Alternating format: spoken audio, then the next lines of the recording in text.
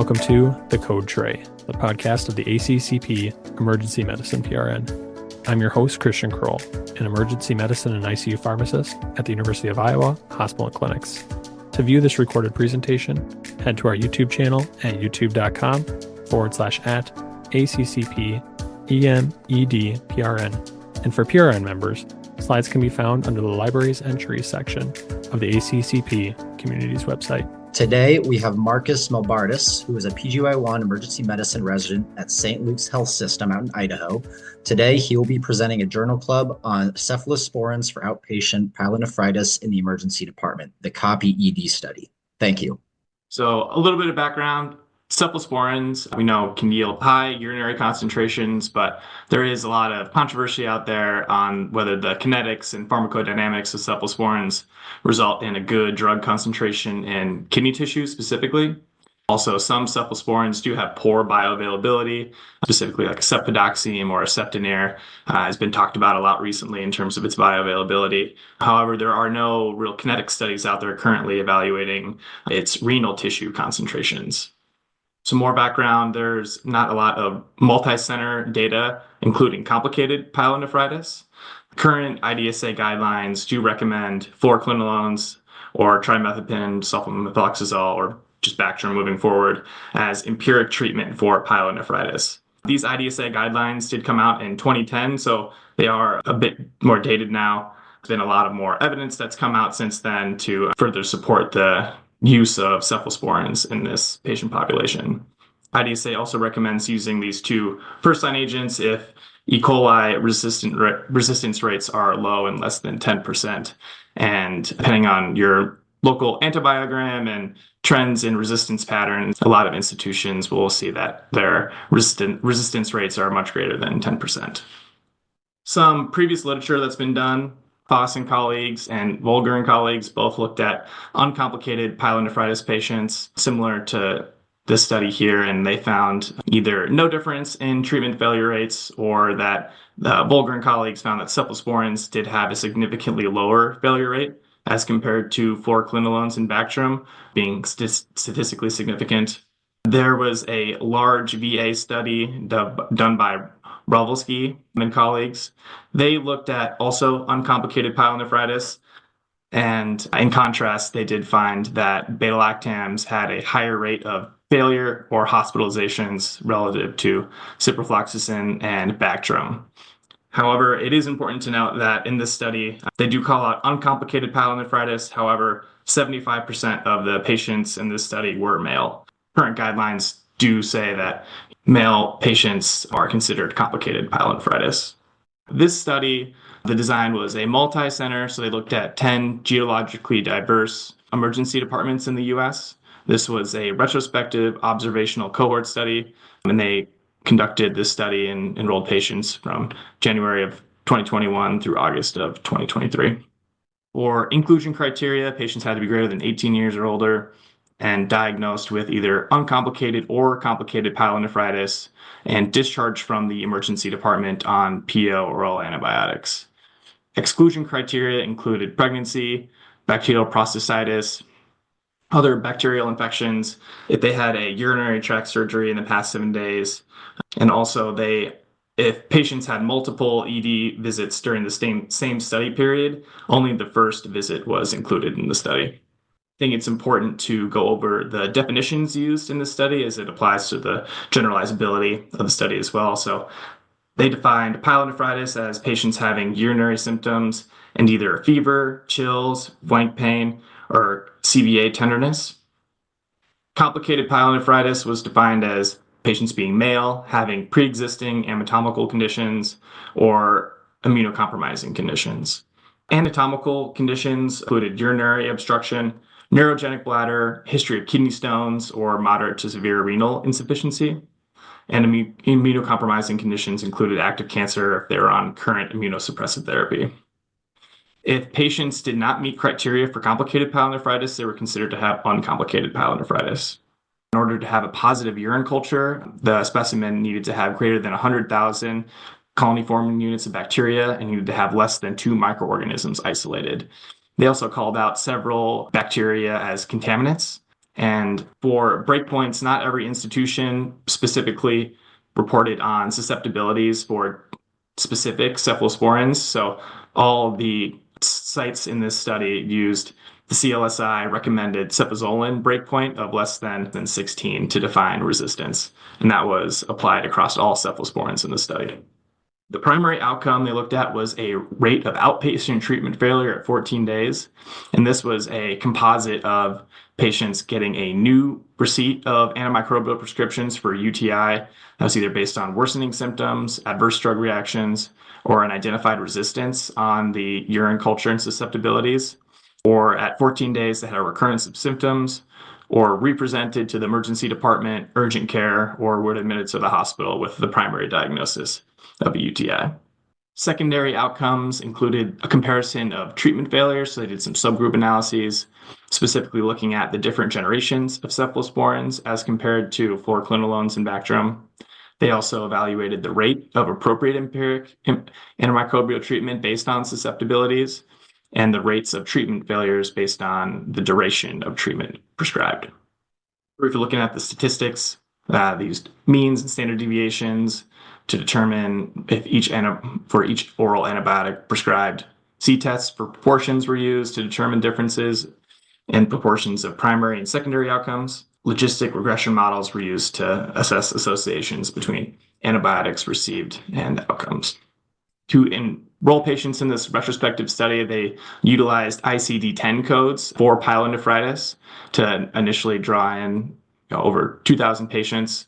Then following exclusion criteria, they included 909 patients, with 647 having received a cephalosporin at discharge and 204 receiving either fluoroquinolone or Bactrim at discharge. Getting into the results of baseline characteristics, the median age was around 36, 33 for both groups. The majority of patients were female in both groups. Uncomplicated pyelonephritis made up about 26% of both patient groups, and common symptoms for pyelonephritis included flank pain. Urinary tract abnormalities were similar between groups. None of these reached statistical significance. However, there were a few more in the fluoroquinolone and Bactrim group. History of multi-drug resistant organisms were similar between groups, but IV antibiotics at discharge were, again, not statistically significant, but numerically there were quite a few more in the cephalosporin group, which does support the current IDSA guidelines to recommend if you are going to use a cephalosporin, they recommend giving a one-time IV antibiotic upon discharge. Now, I do think it was interesting they were able to break down the administration of IV antibiotics per site. And you can see that the majority of these centers had roughly 50% of IV administration, the majority of patients in the study actually being enrolled from Miami, Florida, and they had an 88.5% use of IV antibiotics. Discharge antibiotics, unsurprisingly, the most commonly prescribed antibiotic was cephalexin or Keflex at 42%, with Septinir being the second most common cephalosporin prescribed at 35.5%, and then a much lower number with cefuroxime, cefodoxime, ceftriaxone. In the fluoroquinolones and Bactrim group, Bactrim was the most prescribed at 47%, followed by ciprofloxacin and levofloxacin at 39 and 13%. The length of therapy, the mean length of therapy, was 7 to 9 days between both of these groups, with cephalexin being roughly 8 days and then 9 days for Septinir, and then our most prescribed for the fluoroquinolone and Bactrim group, with 9 days for Bactrim and 7 days for both our fluoroquinolones. They were able to provide some supplemental data as well here, and this is a table going over the different dosing regimens used from this study. And you can see here there is a vast amount of different dosing strategies used in this study. Something to note here. It's great to help identify that these certain antibiotics, but not necessarily providing any insight on specific dosing regimens. In terms of pathogens identified in these patients that did have urine cultures collected, unsurprisingly, E. coli was the most common at around 40% for both groups, followed by Klebsiella pneumoniae at a much lower rate of 2%, and then Staphylococcus at 2.2%, Proteus species 1.4%, and going down the line there at less than 1% for the remaining groups. But common for trends that E. coli is our most common pathogen in these patients. Looking at the results for our primary outcome. So again, they were looking at a composite outcome of treatment failure at 14 days, and they did not find a statistically significant difference between these groups. A little bit lower numerically, the cephalosporin group did reach this composite outcome 17.2% as compared to the fluoroquinolones and Bactrim at 22.5%. Digging down a little further into the reasons why the composite primary outcome was reached. So the most common reason for failure would be representing to the emergency department or urgent care for urinary symptoms. New antibiotics for UTI were the reason for 9.7% of cephalosporins, 13.7% for fluoroquinolones and Bactrim. Reoccurrence of symptoms was the next most common reason for failure, 9.4% again for cephalosporins and 11.8% for the fluoroquinolones and Bactrim. None of these reached any statistical significance, and most of these are roughly the same between groups. In terms for reasons of new antibiotics reported, I thought this was interesting given the difference in resistance and susceptibilities amongst these geographical locations. Only 4.5% of the cephalosporin group noted resistance on susceptibilities and 7.4% amongst the fluoroquinolone and Bactrim group. They did find that overall susceptibilities to empiric antibiotics were, again, not statistically different, but a little bit numerically higher in the cephalosporin group, with 81% being susceptible to the empiric first choice of the cephalosporin and 76.1% for the fluoroquinolones in Bactrim. Here they also broke down by study site as well. They did not include treatment failure for Bactrim, but they did include for cephalosporins and fluoroquinolones. And you can see here that the percent of failures between these two different treatment groups vary pretty frequently depending on what site you're at, with some sites having greater treatment failure for the cephalosporin groups and other sites having greater treatment failure for the fluoroquinolones. Secondary outcomes. So again, they were able to do some subgroup analyses, breaking down specifically first, second generation cephalosporins and comparing them to third generation. And then again, our guideline first line recommended agents, fluoroquinolones and Bactrim. None of these comparisons reached any statistical significance, although I do find it interesting that the numerically first and second generation cephalosporins, around 17% of patients reaching that treatment failure composite, as compared to a close 17.4% in the third generation cephalosporins, 22.5% of the fluoroquinolones in Bactrim. Looking again at did empiric therapy, is it appropriate based on urine culture susceptibilities? And as stated earlier, around 80% for the cephalosporins and 76% for the fluoroquinolones and Bactrim. But the takeaway from here, right, is that even breaking it down between second gen, first gen, and third gen cephalosporins, the rates of treatment failure and appropriate susceptibilities for empiric treatment were roughly the same. So some strengths for the study. It was multi-center.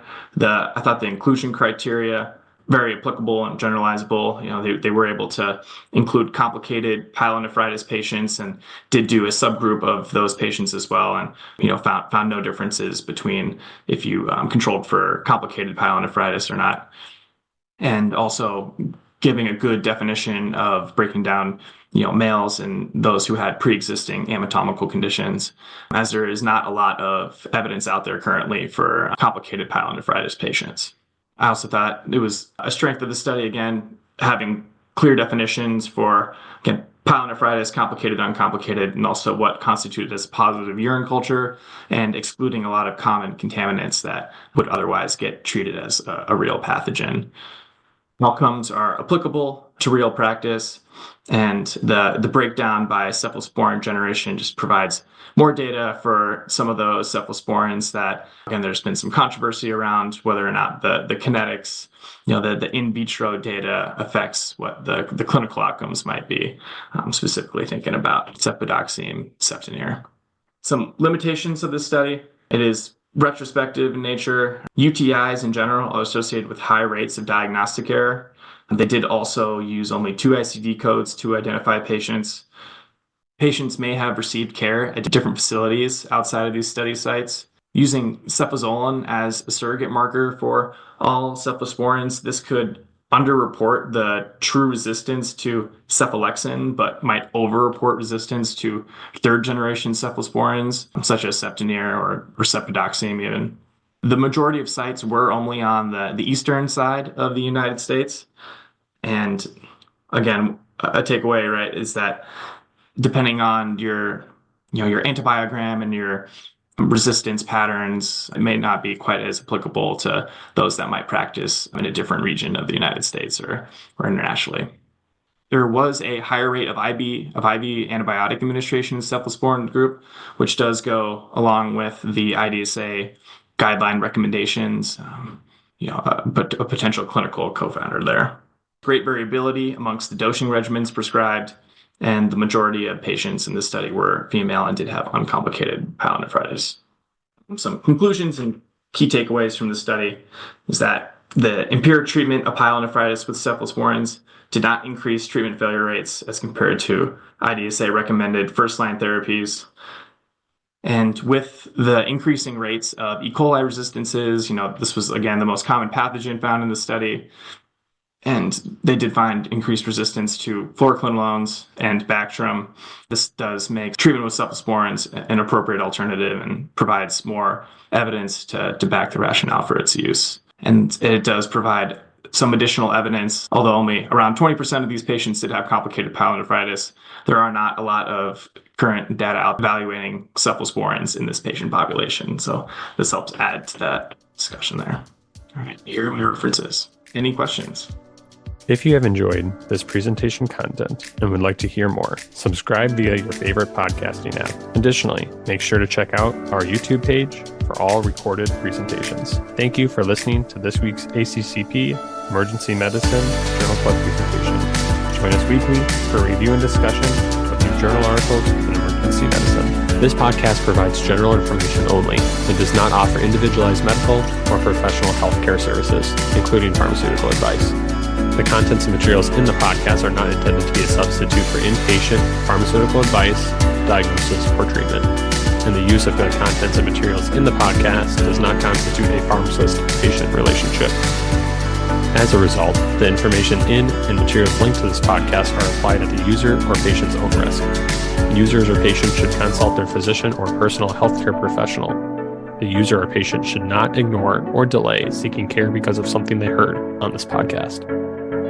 In case of an emergency, the user or patient should contact their physician, call 911, or go to the nearest medical emergency facility. The views and statements expressed on this podcast are those of the host and guest and should not be interpreted to reflect the official position or policy of ACCP or the Emergency Medicine PRN.